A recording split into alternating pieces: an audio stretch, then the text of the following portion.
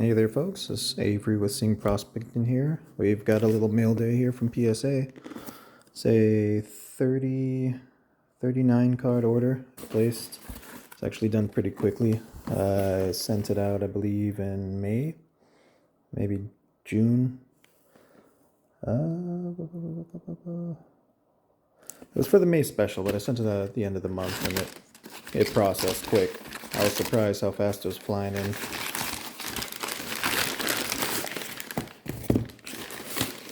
Sorry about the noise. Yeah, I went ahead and sent this in with a vintage order. That's still lagging behind. It looks like they are squared away on fast tracking modern stuff pretty quickly, though. Took about, all in all, a month and a few days. About like 35, 36 days for this order to process, start to finish. Little mixed bag of results. Special ran for 1980 to present. Sports cards. This order's got a little bit of a mix of everything from some 1980s Bird rookies all the way up to some 2024 baseball. I have seen the grades, so this isn't a blind reveal. However, some interesting stuff to go over, so I figured I'd go ahead and capture it. A couple cards didn't get graded. Got a couple N6s. One was an error card. I was trying to see if they would grade. Got no dice on that one. There we go. Got that. Let's see here. Got doubles. Yes, all out of order as usual. I'll just roll with it.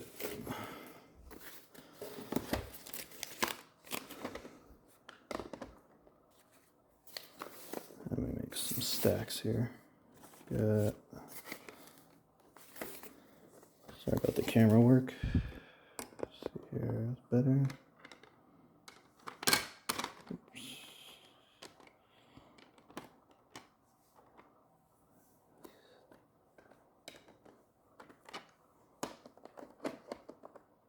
Try not to scratch these up. All right. So yeah, it was a little bit mixed bag. Had some Simpsons cards in here that I had acquired through some collection purchasing. Some prospect cards. I'm really big on the prospecting scene for baseball. Love looking at the minor boys. Trying to see the next up and coming young star. Few case hits in here from some 2024 baseball. It's kind of just all over the place. I've been accumulating these for a little bit.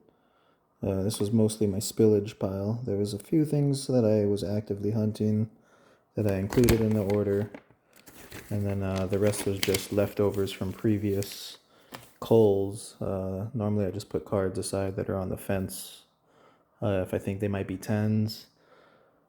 Potentially, but I don't think they're strong candidates, and it's break even or less money for the 9. I just put them in a accumulation pile, and then I wait for a promotion to send those in just to try to scrape some extra savings on that. So that's pretty much what this order was comprised of, with exception for the Bird rookies. There are Bird rookies and then the prospect cards I've just been waiting to send in. So right out the gate, I got N6 on a Larry Bird Fleer sticker. I measure all these cards. With vintage, it varies. I've noticed, at least in my endeavors, that the cards will vary. Not widely, but, in a minor fractional amount. Usually nothing egregious in terms of the size one way or the other. I do crack and resub often if I think cards are not graded correctly, which I'm sure everybody's aware of on that one. This card, ironically, was actually graded a 5 last time, and I did not agree with that. So I resubbed it and came back a mini size, N6 on that one. This has been a battle. It's a Joe Montana rookie. It's really nice. See if we can see how sharp. Nice and sharp, super centered.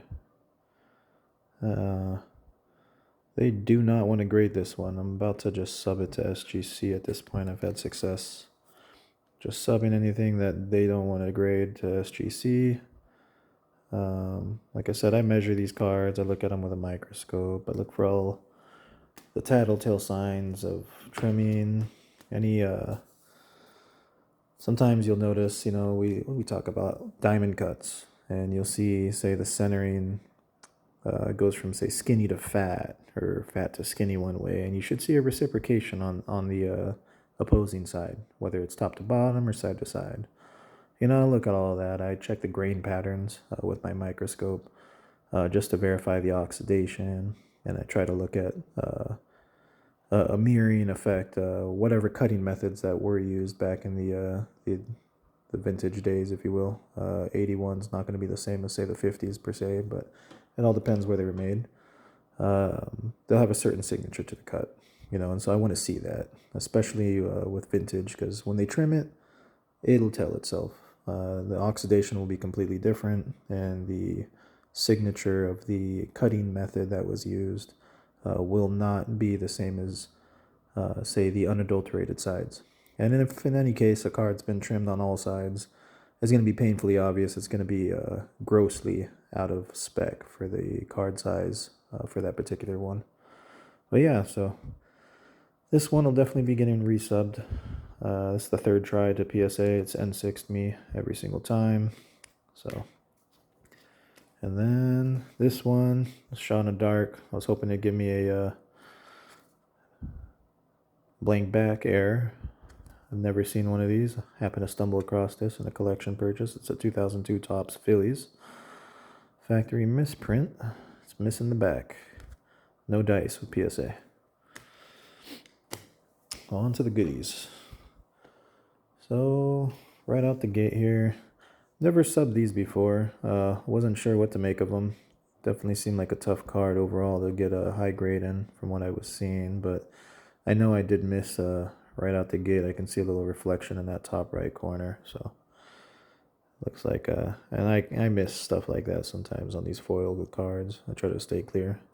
Even some minor dinging along the edges. But I figured rookie cards, case hits, why not? So I just went ahead and subbed them. There was a Riley Green. I think there was like 4 or 5 home field advantages I got out of that. Here's an up-and-coming prospect, Ricardo Cabrera. Got a 9 on that one.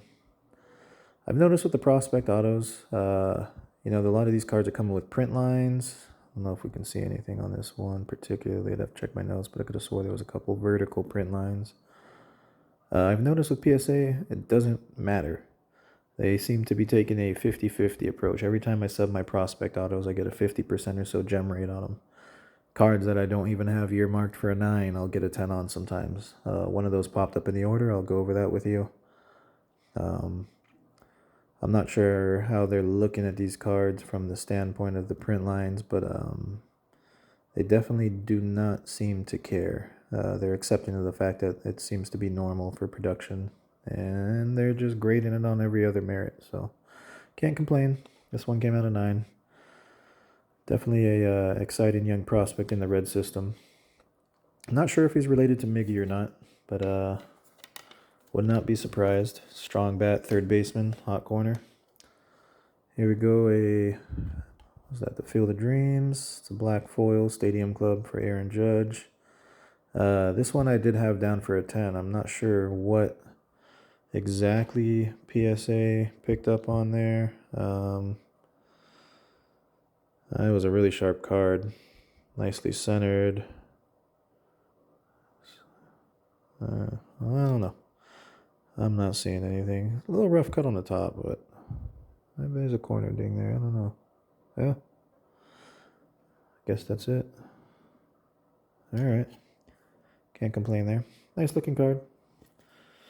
A Judge. There we go. We got a Yasin. I believe that's how it's pronounced. Yasin Dominguez. It's Topps Gold. Ended up getting a gem on this one. The side to side was a little iffy for me, but it was within spec. It presents nicely, so I had this down for a 9. It gave me a 10. I'll take it. Hopefully he can return to form from his injury. Now he's been, as of right now, they're saying 6 to 8 weeks out for that oblique injury, so we'll see.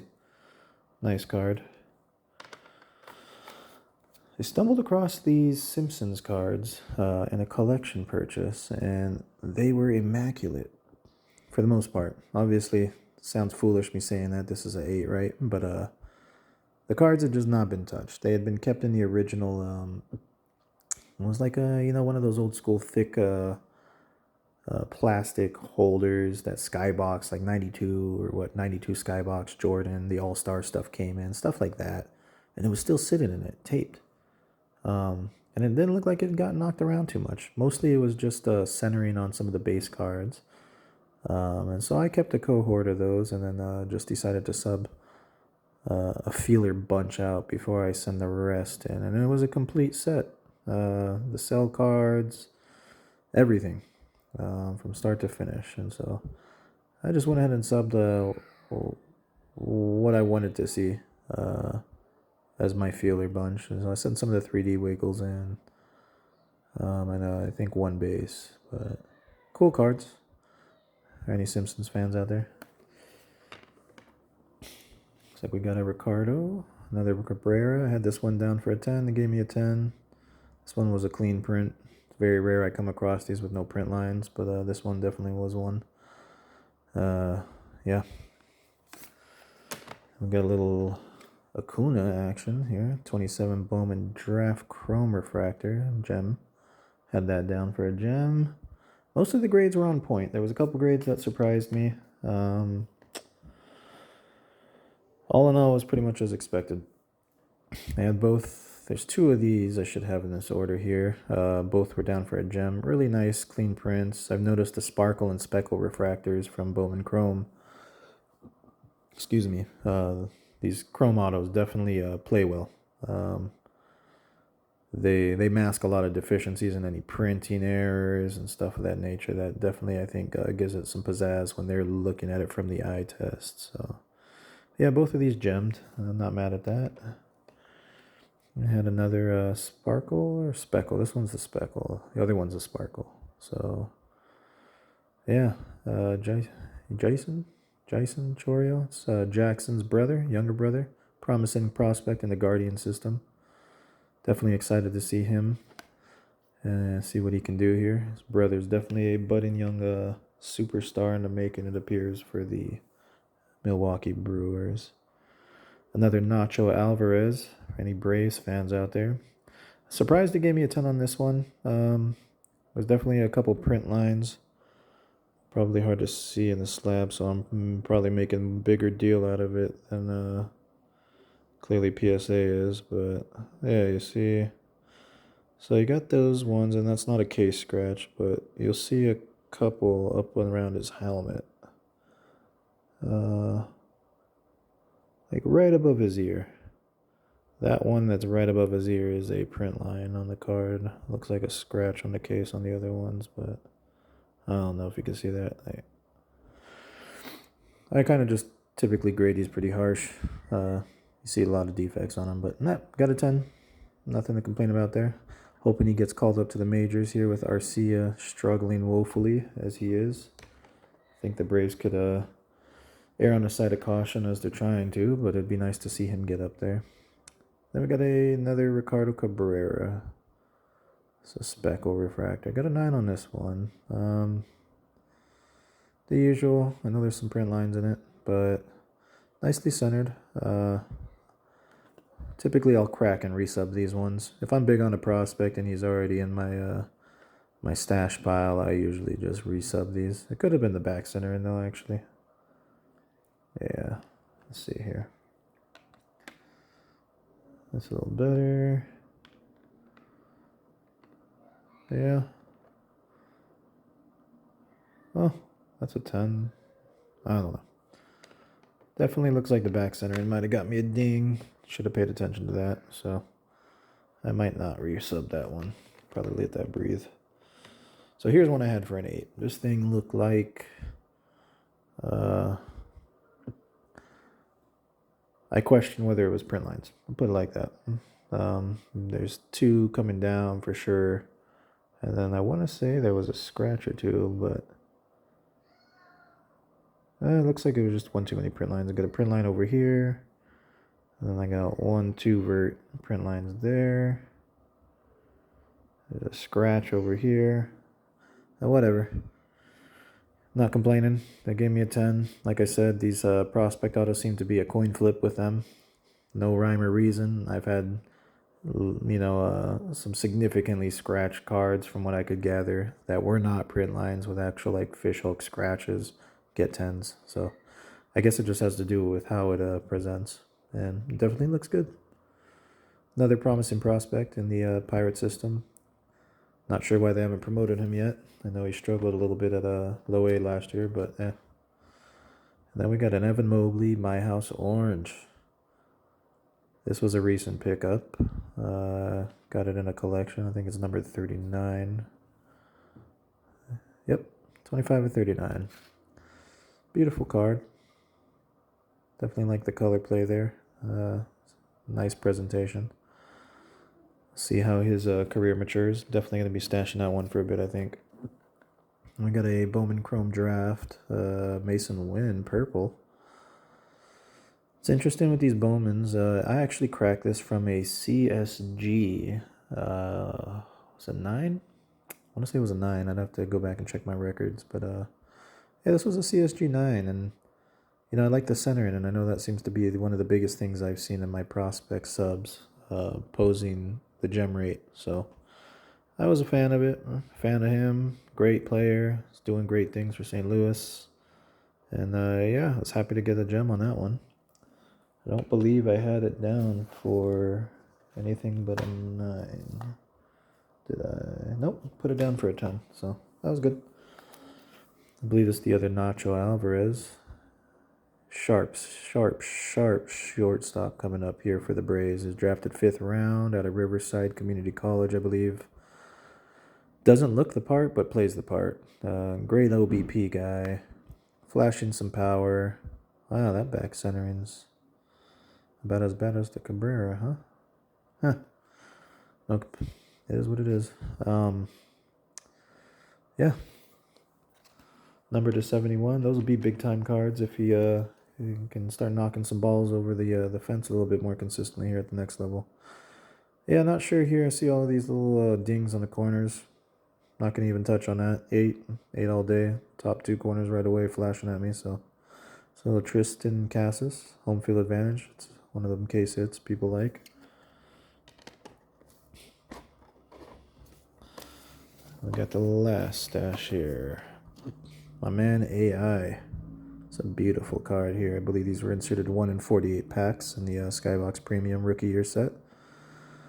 This one came out at PSA 9.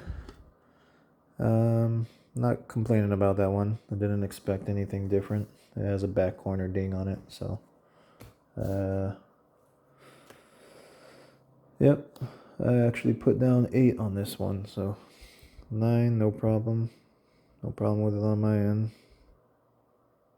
Kind of always hard for me to judge the foil cards, It's definitely a clean surface, but there was some D-lambs, I think, on it and the corner sections, but yeah.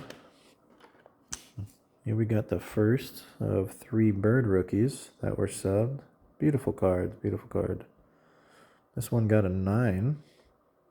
Definitely tough grades with these triple cards, tri-panels,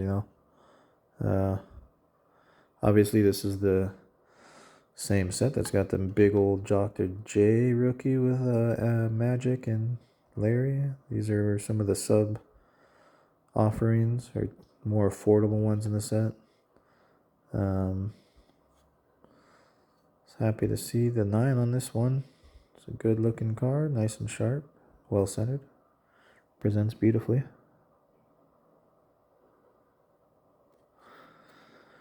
Yeah, I definitely love hunting down in vintage, especially the idea of finding a 40, 50-year-old card per se, and being able to find these low pop grades on them. It's always a pleasure when they finally turn over like this here, especially this one. It's a little bigger card. I think this was the biggest hit in the order for me. It's like a $400 or $500 card, something like that. It's another Bird rookie. Yeah, super strong card. Had this one down for a 9, got a 9.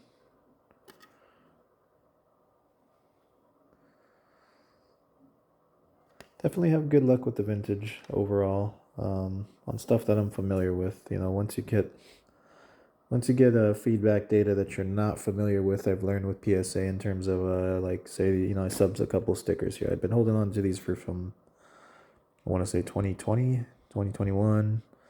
Never could wrap my head around what I was seeing online studying grades, and so I just stashed them. They were nice cards, picked them up for good pricing. As you can see, they look great. But I'm highly unfamiliar with how they are viewing these cards. I'm not sure. I will not be grading stuff like this again. So no fly zone for me. And they don't turn over well. As limited as the high grade stuff is on the stickers, I'm surprised that they don't command a higher price tag given the nature of them. You know, you think back, you know, you get these stickers out of packs and the first thing kids wanted to do was take them off and put them on something, you know. So and the population numbers reflect as such. It's definitely a wonder at times why they're not worth a little bit more. We got a home field advantage. It's 2024. The other ones were 23, I believe. Clayton Kershaw got a 9. And we got a Jamal Murray Teal Explosion from the Hoops product. It's a rookie card. I had this down for an 8. They gave me a 9. Hard to judge. I think this is a little bit more distracting when you look at the cool little inlay pattern here on the foil. But there was some dings on it. It was a cheap pickup for me, so I figured I wanted to encapsulate it. Probably end up holding on to this one. I try to just PC the low-end stuff myself and get rid of any upper-end spectrum profitable cards. This one threw me for a loop. It's a beautiful card. I'm sure PSA seen something I missed. Although I'm going to inspect it and probably resub it because this was my sharpest of the bunch. I know the centering was a little off. I wouldn't have been disappointed with an 8, but a 6, not comprehending. I'm not sure. I'm not sure. I'm guessing it has to do with a ding somewhere. So a wrinkle of sorts. Super sharp card. Not sure what. Oh, I'm not sure if you can see that. That right here. So it looks like there's a slight lift along the border. Yeah. Maybe they interpreted that as looks like from a production issue, maybe, but it's a slight lift on the paint. Probably could have just pressed my finger on that and called it good, but seems to be the only thing I'm seeing on this card. I don't see any surface wrinkles. Like I said, I go over these cards meticulously, so I don't expect to get caught off guard with stuff like that, but super sharp. I'm definitely gonna probably it's not worth selling in the slab, I'll put it that way. So I will crack it, look and investigate that, see if it's just a paint chip. It still looks intact, and probably resub it. That or stash it. It's usually my go-to. Just keep them. It's a little disappointed on this one. Not sure what to make of it, but beautiful card. You know, these white corners tend to do well, I think, on all cards. Easier to grade these ones from a gemming standpoint, in my opinion. At least for me. I've had major success with the white, all white. Not that this is, but definitely for a AI insert, I was hoping to get a 10, but live and you learn. Beautiful card. Another home field advantage, 24 tops. Got a 9 on that one. Tatis Jr. Again, I'm not sure what. I'm sure it's just a corner thing. And as I refract this, I see those. It's hard for me to say because every single card, which there probably are, but sometimes it looks like there's a corner ding, which it must be because the other corner's not doing a top left right? So I get it, PSA. I'm picking up what you're putting down. Hoping to get a gem. This was one of 5 that I pulled from some boxes from 22 Heritage Miners. It's got De La Cruz, Jordan Walker, and Brett Beatty. Obviously, one of those guys is succeeding. The other 2 were struggling. But I love the throwback feel of these cards. This was the nicest one that I can send them out of everything I pulled from the packs and the boxes. They're definitely sensitive cards. And then this was a cool find.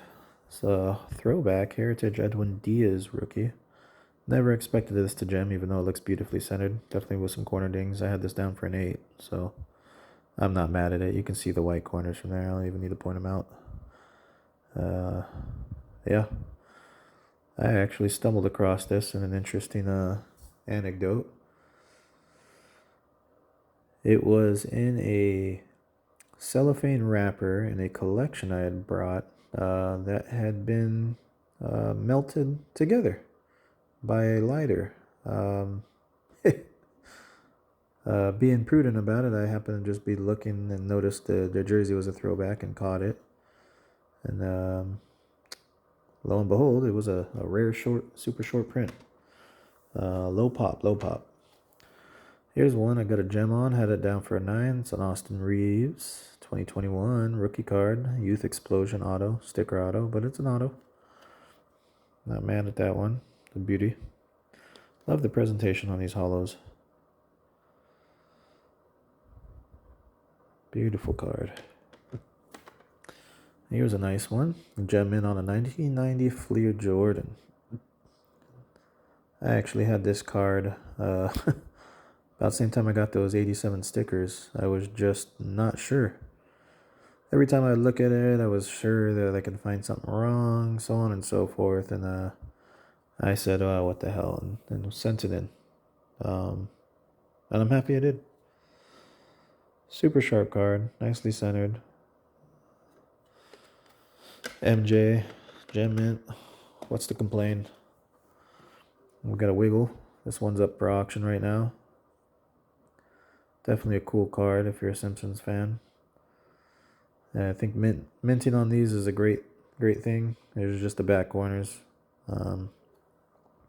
But I wanted to encapsulate it. I wasn't sure how they were going to look at these cards. I was just curious because I have the whole set. So another 8 on the 87 Fleer. These were beautifully centered. Outside of like one print dot here and there, like you can see in the top right on this card. I'm not sure what they were harping on. It's really hard for me to get a beat on the stickers with them. So I have had some success with SGC on stickers, but PSA has been wishy-washy. And then we got an 88 All-Star Barkley. I got a 7. Yeah, I don't know what to say. I did not have this down for a 7, had it at a 9. I know that occasionally is going to happen. A little bit of slippage, but I actually got this from a full set that was beautifully factory cut that I graded the MJ from years ago and got a 9 out of it. But these cards just weren't profitable. But I figured, oh, what the hell, it's a special. The price would have been break even if I would have just got the 9. And just didn't work out that way, I guess. So I will stash that away on my PC. And we got a Silver Flasher, 1995, Marvel Metal Iron Man. These are cool cards. I was hoping to get a gem on this, but I did put down 9. I just wasn't sure. There's a lot going on with the card, but it was very nice. It's the nicest one that I came across in all of the ones I did acquire. So I shot it in there, and yeah, no worries. Then we got a Bart Simpson. I believe this is his first character card. Gem Mint too, low pop. I want to say it's pop 8. Not a lot of these graded. Obviously, I think it was geared towards kids, especially in 93. Kind of a gimmicky scene, I think, in the context of the collecting going on there with the Fleer product and Ultra and Upper Deck just dominating the market. So, not sure why. I think it's overall pops like 18. Around 20 for some reason, yet lots of Simpsons fans out there. and it's definitely for sale. Pretty cool. The last card on the list here, we got a Triumvirate Luminescent from 1998 die cut. Boy, I was hoping to get a gem in on this one. It was a beauty. Beautiful, beautiful 1990s die cut refractor insert here, Valen. My all-time favorite player. It's a die cut, so I don't even know what to critique on that one. I'm sure they took a issue with something on it. As many holes as there are poked in the card, I don't blame them. But still looks good. But yeah. All in all, I'm happy with the PSA order. You know, definitely you know, sometimes you get a little irritated expecting certain things, and you just gotta take it with a grain of salt.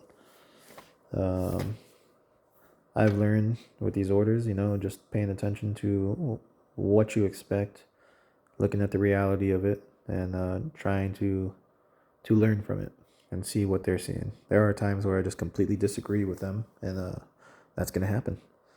And you know, the answer is resub, crack and resub, crack and resub, crack and resub. I've had wild success doing that, and just make sure that you're confident in the cards that you earmark for that, you know, and stick to it, you know, because good things happen.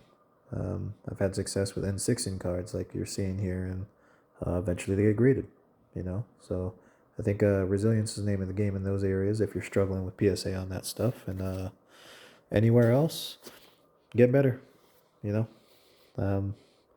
Any of these cards here that I either don't understand well or I want to get some 10s on, I need to do better and try to find better and try to make sense of it, you know. They're doing their job, and I think they're doing a good job at it. The turnaround times are amazing right now. Nothing to complain about. You know, when you're getting an order back in 30 days, I believe the order was projected to go out to August 19th on a return date. And today's the 15th of July, and it's back. So, good job, PSA. Keep it up. We'll all appreciate it for it. It's always nice to get your cards back in a timely manner, especially if you're a mover and a shaker and you want to keep purchasing and grading and purchasing and grading. Definitely makes it a lot easier to do that, you know, when you're getting your cards back in 2 months or less. So, all in all, it was a nice order. A little mixed bag of goodies. I do have my heart and soul is the vintage game, and when it comes to collecting, and I definitely am excited. We'll do a reveal on that when it comes. Got some really nice cards. You know, there's a 55 Hank Aaron that I am excited to see what they graded at. It is a beauty. It is super sharp. It measures very beautifully. I do anticipate, you know, like in my experience, I've learned higher end cards of that nature, important cards, I'll put it, that are in the minting style categories or low pop zones in the upper spectrum have a tendency to get N6'd, evidence of trimmed quite constantly. And so, you know, the answer is do your due diligence and stay resilient and keep subbing. Because if at first you don't succeed, try again. But we'll see. That's the big card on that vintage order, and that is supposed to be back August 12th. So I'll go over that when that comes in. If you did view it, the entire sub, or you caught any of it, thanks for looking. I appreciate it. And I hope to look forward to some more reveals. Thanks for tuning in.